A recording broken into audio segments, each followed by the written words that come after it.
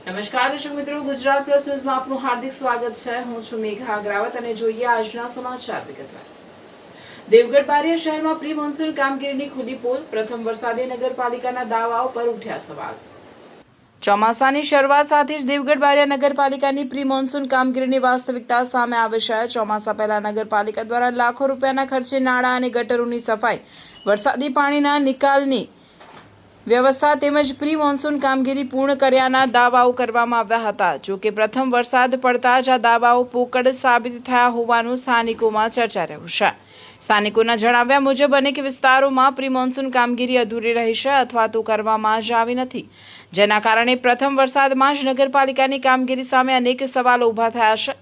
નાગરિકોએ નગરપાલિકા તંત્ર સામે નારાજગી વ્યક્ત કરતા તાત્કાલિક બાકી રહેલી પ્રી મોન્સૂન કામગીરી પૂર્ણ કરવા, ગટરોની અસરકારક સફાઈ કરવા અને વરસાદી પાણીના ઝડપી નિકાલ માટે કાયમી આયોજન કરવાની માંગ કરી છે।